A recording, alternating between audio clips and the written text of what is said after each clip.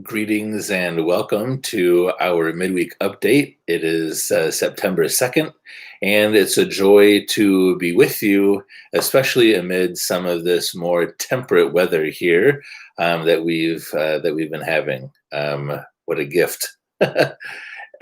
Within the course of our week, we have a lot of things to announce, kind of to update and to refresh ourselves on as we continue to focus on our life of prayer here at the parish. Just yesterday, we had sent out a flock note identifying different elements of change within our public celebration of Mass beginning this upcoming weekend in the month of September.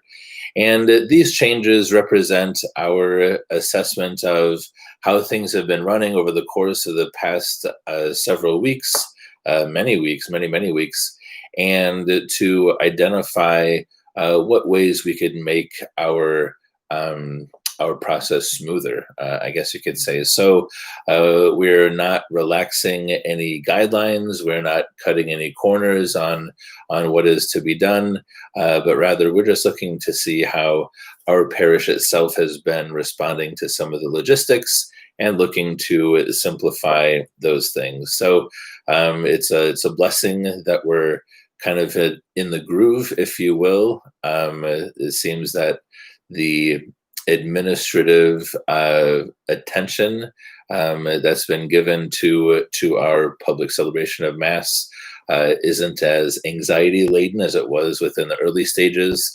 So now we can continue to focus well on keeping that consistency and that safety and health within our public prayer.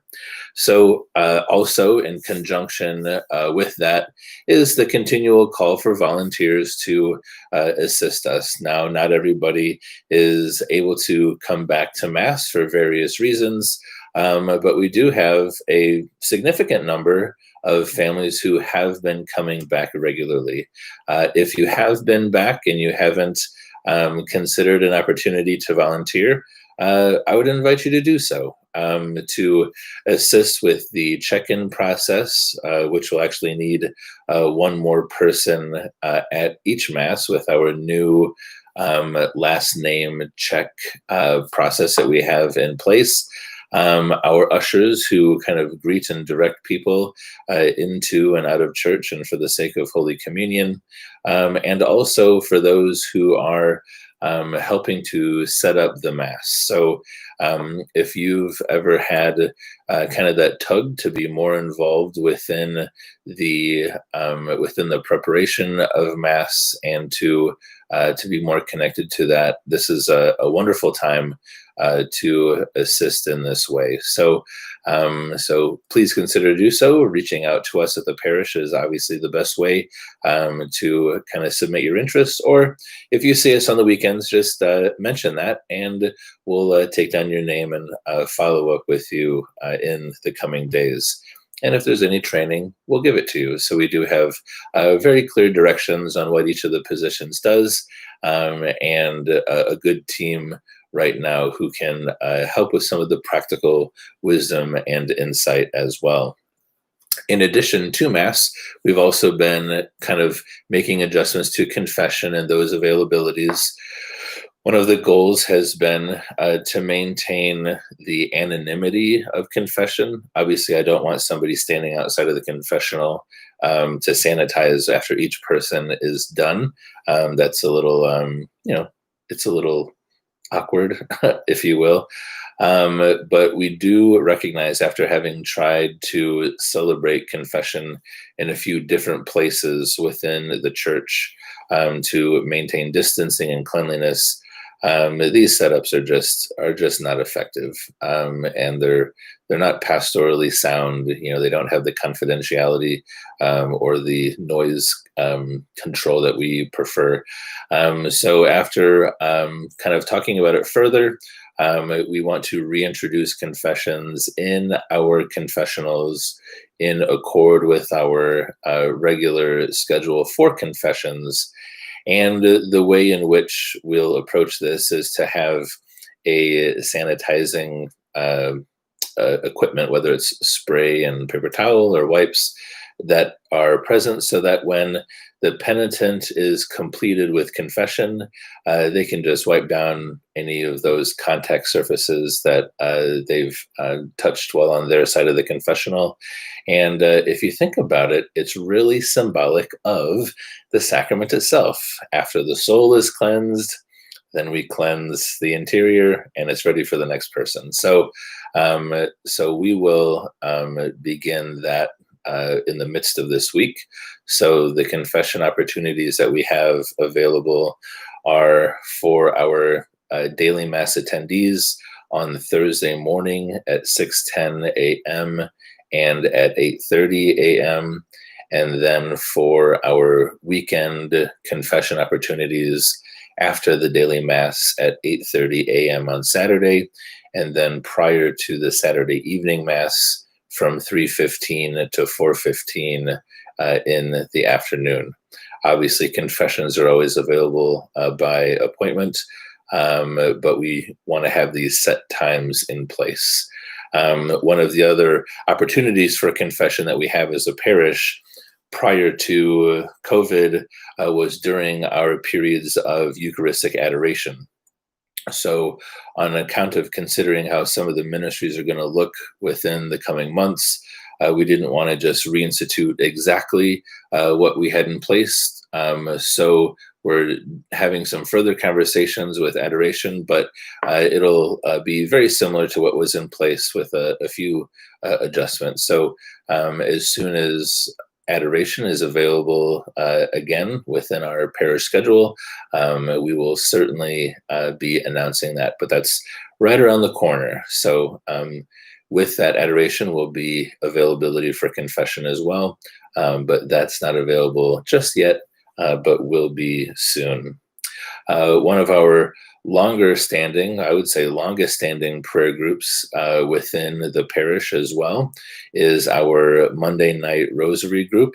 I do believe they meet at 7 p.m. In the church. We haven't had them in the church yet because of just the limitation in our gradual and safe return to having people within our interior spaces. But to thank them, because over the course of these past few months, they've been gathering together and continuing their prayer, and are in the midst of a very genuine prayer campaign right now for the sake of the health of our nation, and for that kind of drawing our parish more closely to Our Lady. So we're indebted to them, to our daily Mass attendees, and to our weekend Mass attendees for their life of prayer that sustains the life of our parish. So if you'd like to join them Mondays at 7, please feel free to do that in the church as well. We will have a check-in for that, just like everything which we facilitate on campus. So please know that will continue to be maintained and respected. Very good. Our online opportunities for ministries. One of our ministries that kind of maintained itself through the summer, through the midst of COVID, through the spring, was our That Man Is You group. And there's a handful of tech-savvy fellows on kind of in that group. And so they had some pretty elaborate setups on how to maintain their video viewing and small group breakouts and things of this nature. So rather impressive and good problem solving with those tech availabilities that we have. But having had mentioned that, this September 12th, so in 10 days, will be the initiation of season 5 of That Man Is You being present here at St. Peter and Paul Catholic Church in Cary. And one of the resources to kind of assist and promote that is a video that was produced featuring Ken Wallowitz, who is kind of a longtime leader for our team. And we're going to post that video on our YouTube channel. It's about 3 minutes or so, which seeks to set that invitation out to the men of our parish. So just so you know that that resource is available through other connections as well. I know that promo video is floating around in a couple of different kind of online groups already. So if you see it, that's what it is.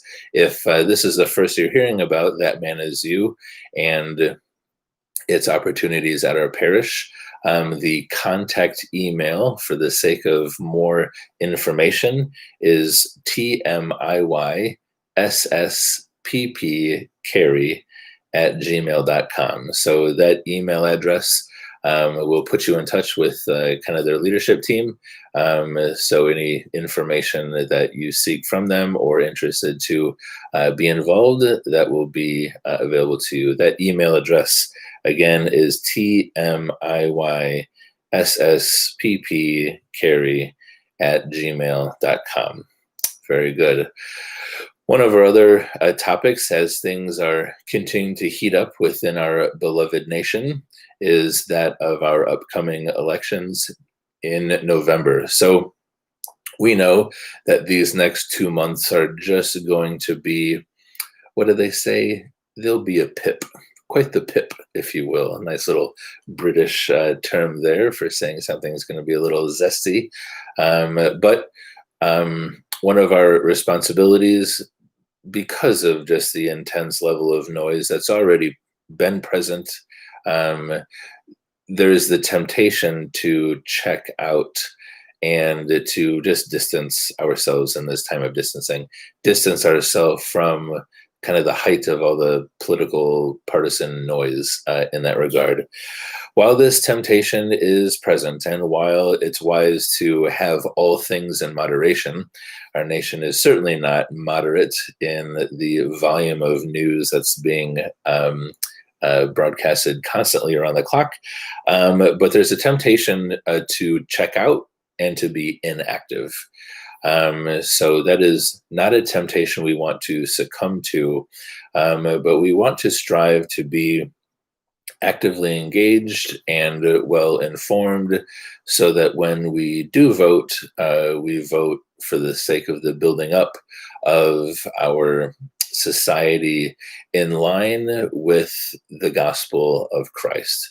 And this seems like an impossible feat. And yet we are not to throw in our towel and just turn away from it on account of the volume of need that's present within our political landscape within the nation. So what we're called to do, not only to be active, but also to permit our Christian identity as Catholics to maintain priority in the face of these topics and situations and conversation. Our minds and hearts are fixed on this Christian identity of our Catholic faith for the sake of the future well-being of our local, state, and federal governance. So there's a few resources that are available to us. One is from the United States Bishops' Conference called Faithful Citizenship, and essentially it focuses on the proper formation of the conscience on those particular issues for the sake of the dignity of human life, for the good of the family, for marriage, for the needs of the poor being met, for the good of our nation, for solidarity, both nationally and globally, for the sake of the world, and for the sake of the well-being of our environment. All of these things are points of responsibility that we have within our faith, but to form our consciences well in such a way that our Catholicism is superior to our Americanism, that our partisan preferences not to be so strong that it overthrows the gospel invitation of Christ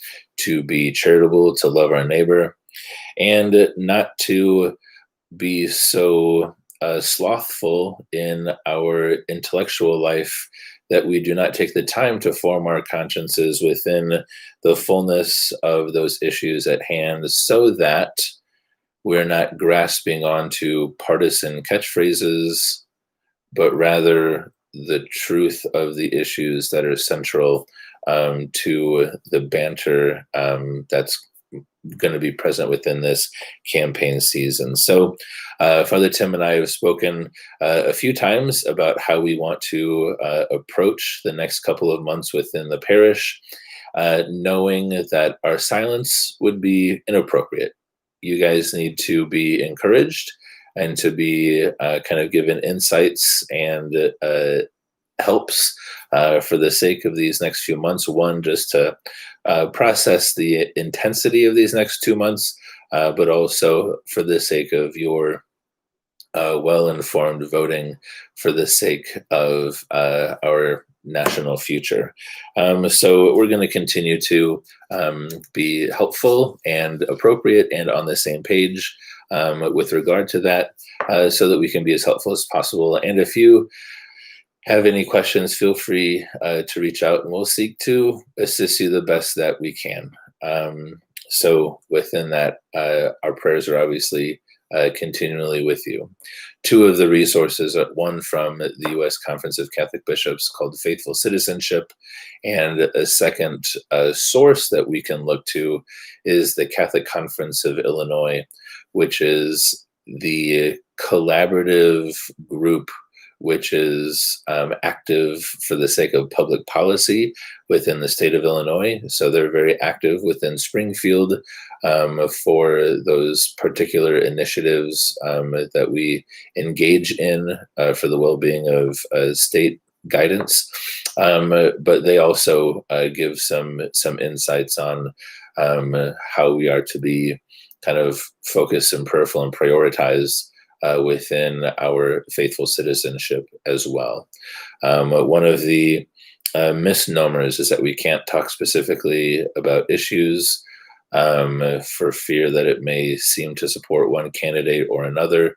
Rather, we're supposed to talk about the issues and the church's teaching upon them, but we're certainly not called to endorse a particular candidate. That's not what our role is within this time or within this effort or responsibility. So continue to keep your eyes open for that and our future guidance over the next few months too. Finally, I want to end on a note of prayer.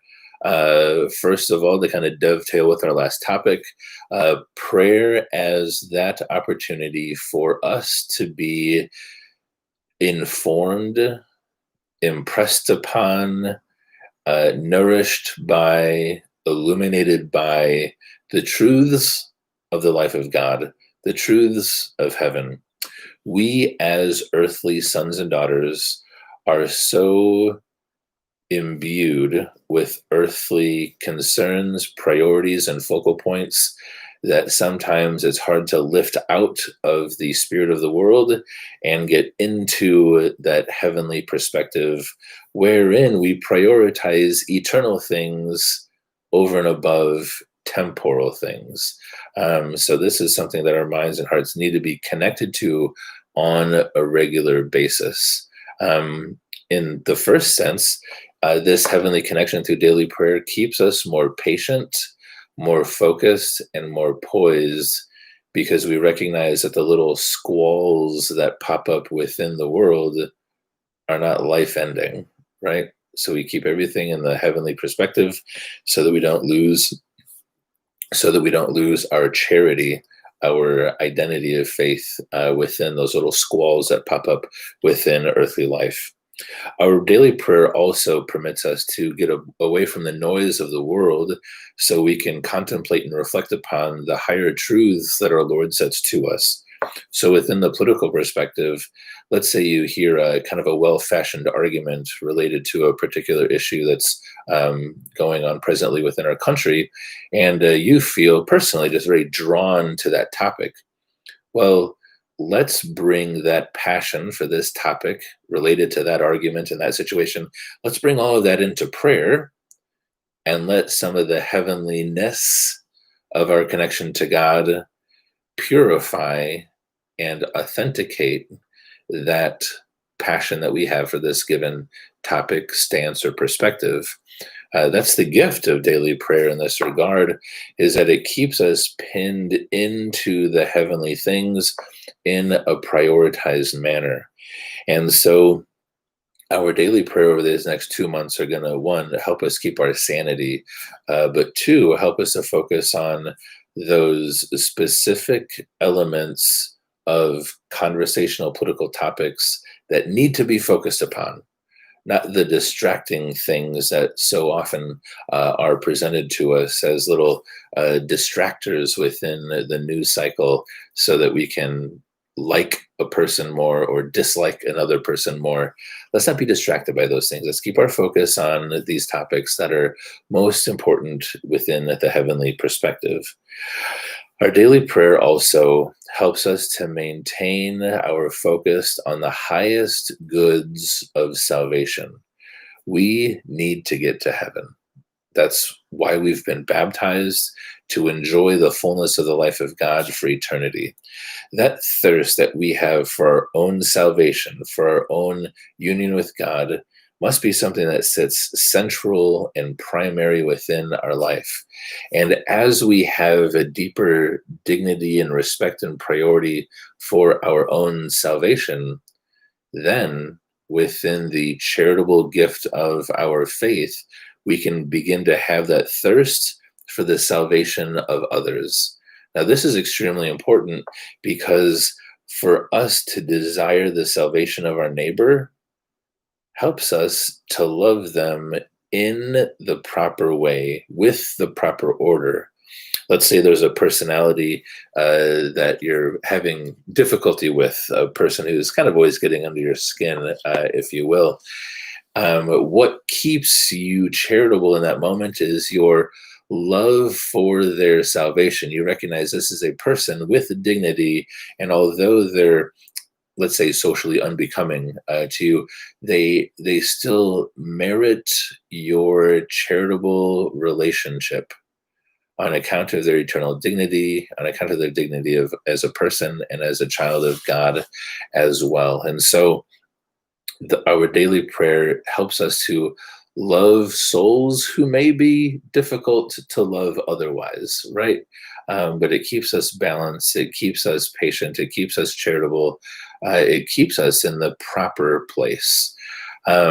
Praying as well assists us in supporting the gift of family life. If we begin to see the eternal value of the other, then we can begin to see how the life of the family itself is just a beautiful community bound together through love and that eternal pursuit at the same time. The way in which husband and wife love one another for heaven, the way mother and father love one another for all of their children's sake, the way that the children are supposed to love one another, not only in obedience to mom and dad, but also out of reverence for the dignity of everyone, and then how this family engages with other families. It's the language of charity continually unfolding and unfolding and unfolding within the gospel beauty, if you will.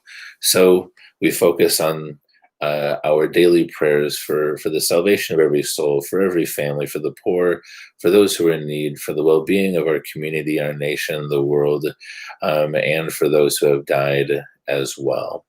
And that's kind of my final point here, is focusing on how we pray for those souls who have gone from this life to the next. Over the course of the past few weeks here at St. Peter and Paul, we have had a number of funerals, and every family has a particular need. They're at a particular level of grief. They have different levels of peace on account of the prayers of the church uniting the family and the deceased to Christ, the hope that's present, but also the heaviness that's present. There's a lot that's going on within the loss of a loved one, and how the life of the church is strengthening, supporting, and infusing hope within each of these families. But what that does is it calls us also to be attentive to our daily responsibility of being aware, being sacrificial, being charitable, being thoughtful for the sake of those families who are going through those difficult moments, especially those who have someone with significant illness within their homes, and kind of the fear that goes along with that. So we are baptized into the life of Christ to have a care for others and for souls in a heavenly manner. And so our daily prayer helps us to be attentive to the full needs of the human family, the needs of the world in which we live. It is so very important. So I pray that you have the ability to pray in an intentional manner, with an intentional time, with a place which we will call a sanctuary, a quiet place to pray, at some point within your day, every day. The Lord is inviting us to this from the beginning, and we really will benefit within the noisiness of our world today, in keeping our focus and our faith priority within this time. So these are my prayers for you and your loved ones as well. And if you have any questions, feel free to reach out to the parish. Thank you for tuning in, and I'm so excited that we're moving forward little by little within parish life, safely and prayerfully. So you have a blessed day. Know of my love and prayers for you and for yours. And we turn to our patrons and ask for their prayers. Saints Peter and Paul, pray for us. Have a blessed day.